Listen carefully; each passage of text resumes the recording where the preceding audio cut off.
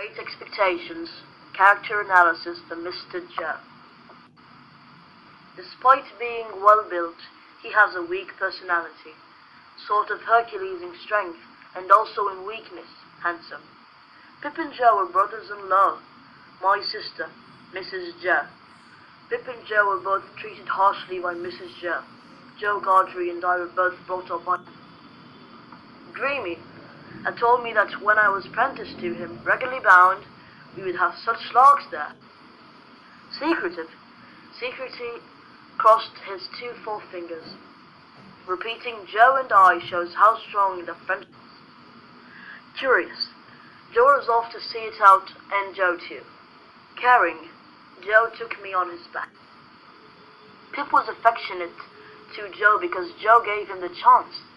But I loved Joe. No better reason in those early days than because the dear fellow let me love him. Mr. Joe Lovesing encouraged Pip. What a schooler you are, ain't you? Mr. Joe was a hard worker, was busy in his forge. Mr. Joe protected Pip. I had no shadow of defense, for Joe was busy. Childish suggestions. The bright suggestion that I might be presented with one of the dogs. Weak-minded. If a fool's head can't express better opinions than that. Patient. Then tell us, what is it, Pip?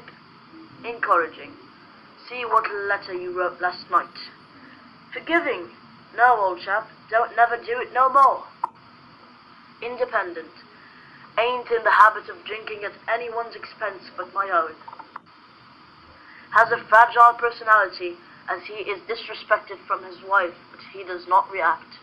Cleanless out of house, stood feeling his whisker. Joe was embarrassed and uneasy when talking to Miss Havisham directly, so he was acting as if talking to Pip. Joe persisted in addressing me instead of Miss Havisham. Joe was astonished seeing Miss Havisham's strange face and room, as if he were absolutely out of his mind with the wonder awakened in him by the strange figure and strange room. He was immensely taking care of his appearance. Joe took his hat off and stood weighing it by the brim in both hands, as if he had some urgent reason in his mind. As if Joe made the house bearable from Mrs. Joe's temper.